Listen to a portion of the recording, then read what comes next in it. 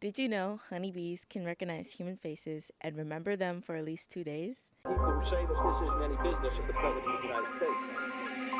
And Hi guys, welcome back to 20 somethings. I'm your host Desiree, and let's go and get into it. Right, so let me just address what's going on for the next couple episodes because clearly you are only hearing and seeing me and not Tania. Tania is going to be taking a break. I'm not sure how long the break will be, but we are not breaking up. She's taking a break so she can come back healthier, stronger, and just, you know, better overall, I guess. My sis needs a good long break, and so I'm gonna be taking over for some time, and I'm probably gonna have different guests on here because I reached out to different people and they're open to being on. So today we're gonna be talking about dating. Now, all of you, maybe most of you might know that I am a single mom. Now, navigating dating as a 21-year-old is tough in itself, but of course, being a mom adds its stuff. So, coming out from a victim and people pleasing tendencies really help you navigate the things that you want and don't want in your life. Now, I used to be that person where I'm just the person that goes with the flow, that I'm just like, yes, yes, yes. I'm a yes man to everything because I don't want to disrupt peace and I don't want to cause friction because I avoid chaos and I avoid conflict. I do not like it, don't want to be in it, causes me stress, and I rather avoid it. That being said, you cannot avoid conflict. You have to learn how to adapt and be in situations where conflict is high and you're able to still be calm and, not respond in a high emotional way. You're able to concisely get your thoughts together and respond in a mature way or fashion, especially when it comes to professions or even arguing with your spouse. Fighting words like cursing and saying you're going to hell or saying that you're not shit, saying things like that. Those are fighting words. Those are words you're putting into universe being like, I don't want this person, basically. And you're also telling that person that you don't trust them, you don't love them. That is going to break down that trust. To elaborate more on that, now that I mentioned fighting, you have to be aware of your reactions and the way how you feel to certain situations. You are only in control of the way you act and respond. You're not in control of how another person responds or feels. You can also not use your trigger as an excuse to excuse your behavior. While it might be a reason excusing your behavior because I have trauma or I'm triggered, does not negate the type of friction or damage that you have caused through your actions or through your words. And if I'm in a relationship with someone and I'm telling them, oh, I love you, and then next minute in a fight I say, I hate you, that is breaking the trust down, and my partner is not going to receive that well. My partner is going to go within, they're going to build up walls. And I've said that before. I've said that to my partner before, my past partner. And while I regret it, I also know I cannot go back. Like, that trust is broken. I broke that trust. And while it did take two to completely break down the relationship, I can be aware of the things that I contributed to the relationship that weren't good. I think the biggest thing I've learned with just interacting with people is discernment, and you really got to watch what you say and mean what you say. If you know that you hate somebody or don't like somebody, why are you spending time with them? Why are you continuously putting yourself in these situations where you're around this person? If you don't like someone, don't be around them. And then if you're around that someone and you're still uncomfortable, you really got to ask yourself, why am I putting myself in a situation like that? Next thing I want to touch on is red flags. So, silent treatments and stonewalling. Babes, we're grown. Get on. I'm not doing that. We are in the era of healthy communication, and you can speak to me if you need to. I need to know how you feel. Did I say something that hurt your feelings? And then I will like that in return. If I can't come to you as a partner saying that you hurt my feelings and then you just stomp on that, I'm not going to feel safe within that relationship. I'm not going to feel honored in that relationship. I'm not going to feel like an equal to you. I'm going to feel below you. When you come to your partner talking about things and conflicts that you want to address, coming to them in a rational state of mind is best. I take my time to walk away. I walk away if I start getting agitated or I feel overwhelmed. And I know to walk away because I need a breather to collect my thoughts. And that's really with anything. I don't even have to be mad. If this is like a big important decision, I need a minute alone to sit with my thoughts and internalize how I feel. And then I want to think about how does this affect the other person and things of that nature. Can I see the other perspective even though I'm thinking that I'm right? Learning how to communicate or argue healthy is very important when being in a partnership. And while I'm not in one, I'm just human. If I'm screaming at you all day every day, I wouldn't want that as a partner, and you wouldn't want that as a partner. I wouldn't even want that as a friend. Also, passive aggressiveness. Like, I don't think people talk about that enough, but being passive aggressive is really fucking stupid to me because why are you mad at me that you can't communicate correct? If someone makes you think less of yourself or makes you feel less than what you think you are, is it worth it? I know some people would say that this is their karma for things and justify what they're in, but honey, you're not doing anything wrong. Well, honestly, take that with a grain of salt because you could be doing that something wrong. And sometimes what you get is what you deserve, which is why I be staying out of that social media drama with telling people, oh, leave their husbands and da da da. Baby, I'm not doing that. Those are grown people.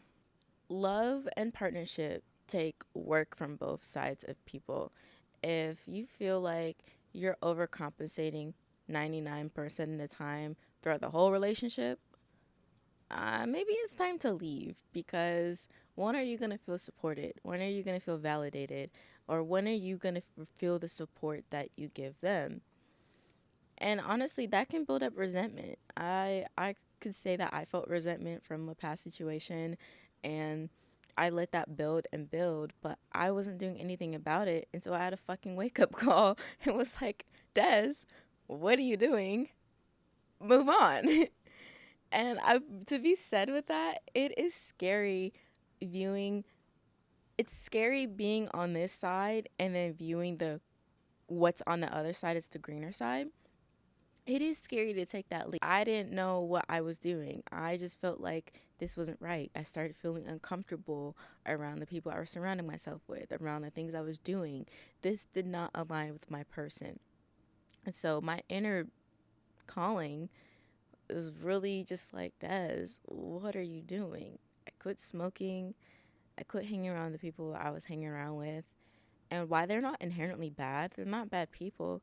It's just the habits they were doing and contributing in their life didn't match with what I wanted out of mine. And that is not a bad thing. Everyone wants different things in life, but I want certain things out of my life and I want to align with the people who want the same things or similar. When you have to beg someone to say sorry, they do not give a fuck about you. Never beg for someone to apologize to you. If they didn't mean that shit, if you gotta beg, they don't mean that shit. I'm gonna just be real. If you gotta beg, they do not mean that shit. I will never say sorry unless I mean it. Because when I say sorry, I genuinely am sorry. But the people I had to be like, I was like genuinely hurt and be like, can you say sorry at least? They will say sorry and I'm sorry for da da da da because that's an apology. They'll say sorry with the smirk. Do you know how infuriating that is, guys?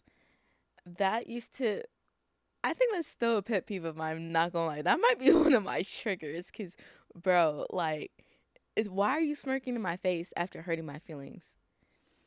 And take that with a grain of salt because people really don't know how to say sorry. People get awkward. People do this and that.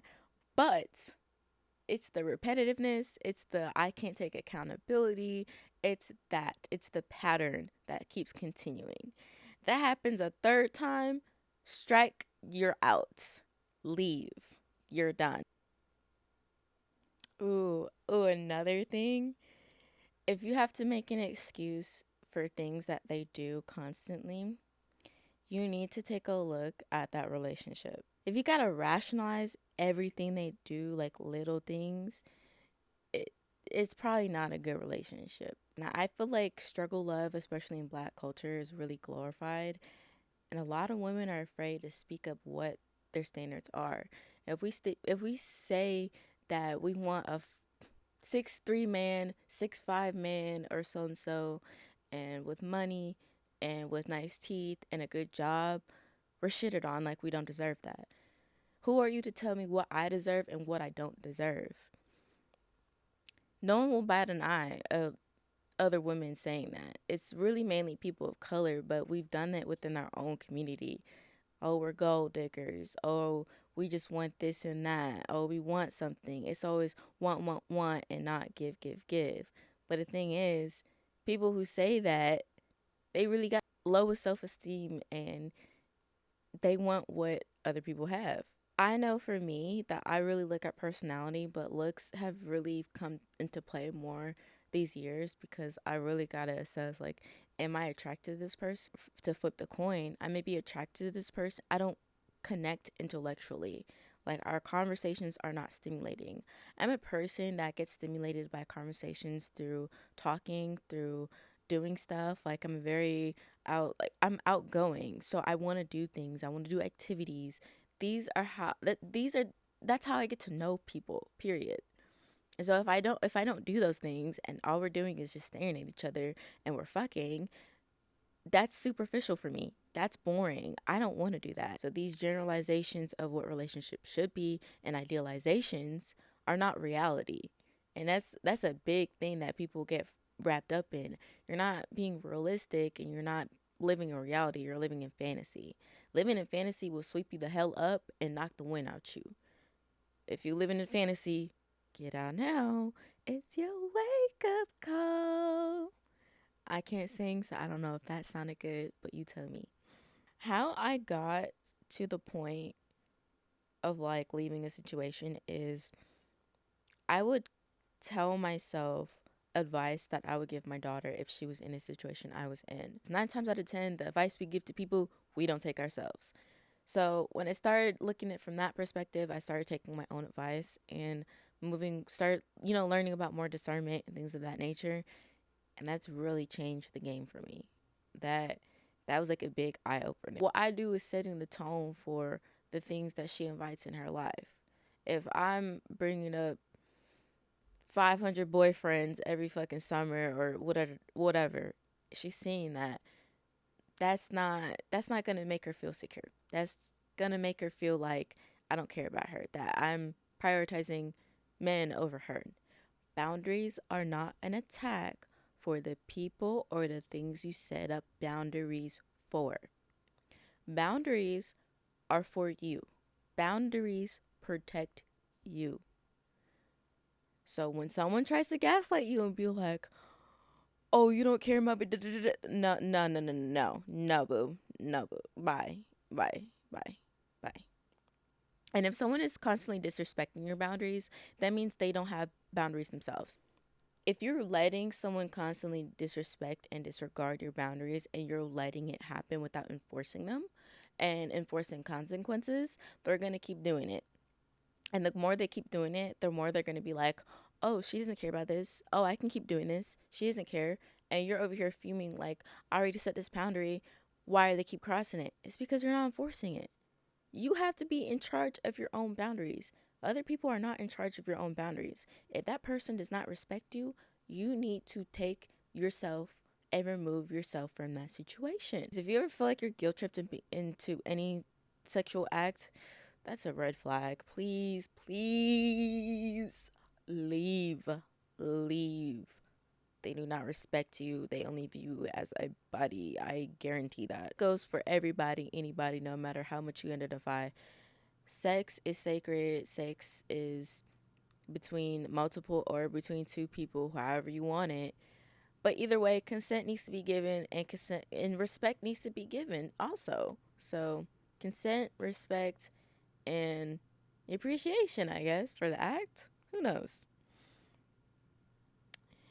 I would also, another good thing for dating I would talk about is like the qualities. What qualities do you want in a partner? And then also 9 times out of 10, if the qualities is in that person, you probably exhibit those qualities or you want those qualities within yourself. So while you're searching for that person, build up the qualities that you want in that your ideal person and put it into yourself. My view on this is if I give energy out, I will get energy back. And it is up for me to decide if I want that energy or not. So it's not just the universe who's just going to be planting people in there. They'll plant people in there, but not everyone is supposed to be in your life. You have to make that discernment and be like, ooh, nah, thanks, but no thanks. Or yes, ooh, please stay in my life. I kept attracting the same person in a different body. And you know what that means, guys? It means that I had to turn into and look at myself, because if you're attracting the same person in a different form or body, uh, you're doing something wrong, sweetie. What are you doing? What are you accepting that you need to let go? Why are you repeating the lesson? Honestly, I don't even know what lesson I learned, but I just stopped attracting that recently. So, not recently. I'm gonna say like the half, maybe like last year in May. No, not May. July. Like end of July, I stopped attracting the same person in a different body. I view rejection as redirection. So if you're rejecting people that are coming into your life, it's just redirection for the people who are meant to be in your life. Like my first healthy experience, like romantic wise, it brought up a lot of insecurities, and I think we should talk about it. When you're coming from relationships that are tumultuous, that are constant up and downs, that are like, or extreme up and downs, I should say, because up and downs are normal, but constant and extreme are not, okay? They're not normal, and when you get used to the turbulence, you're kind of like freaked out by the steadiness. Certain insecurities that I haven't even thought of before were brought up. Like I've honestly felt ugly. I was like, how is this person attracted to me, because I viewed them very attractive. And it's like, you can't put everybody on a pedestal, honey. If you can like someone, but they don't got to be your whole life. Bring it down a notch and get to know the person. Would you be friends with this person? If not, reconsider. The more like you date, the more equipped you become with assessing what your needs are and what your wants are in a relationship or a partner or even yourself. Because they just should not last over 3 months. I got a 3 month rule. First month, I feel like it's too fast for me to be in a relationship with you because I don't know you. Sir, you are a stranger. Stranger danger. Second month, it's kind of like, oh, I'm getting the vibe. We vibing or whatnot. Third month, baby, if I'm not your girlfriend, get on. You wasting my time. If you get triggered in a situation or simply voice that you're uncomfortable and that person does not take it well or gets angry, that is your indication they don't have good emotional intelligence. That is your indication to leave. That is your indication to be like, you're not even worth the fight. You cannot help people that don't want to be helped. Now when I date, I look for like morals. I look for, are you empathetic? Like, you would not believe how many people have told me that they lack empathy. I've literally had a person tell me that they have sympathy but no empathy. What is sympathy without empathy? One, but two, that's a red flag. I want a partner who is empathetic, because if you're empathetic, you, you got emotions. You can vocalize that. You can understand. Bro, you don't gotta be sensitive like me. Like, I will cry if I see someone die on screen. I will cry if I hear some shit on a book or something. I will cry listening to a story. I will cry reading. That's how sensitive I am, because I'm just in tune with my emotions. Other people aren't like that though, but that doesn't mean they lack empathy. Lacking empathy is a serious thing. That's a character flaw in my opinion. These are the questions that I want to ask, just so you think a little more on like what you want out of dating. I really hope this helped. But here are the questions. Who do you want to be perceived as? What type of person do you see yourself being? And what behaviors would your higher self be doing?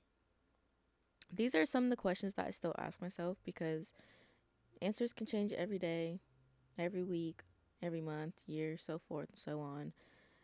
You know, life isn't linear, so answers will change. I can check back in maybe about 2 years. You'll learn many lessons throughout life, but it's what you do with them that's important. If you don't do anything with it, you're just gonna keep repeating the same lesson and you're gonna stay stuck. So, are you gonna stay stuck or are you gonna keep going?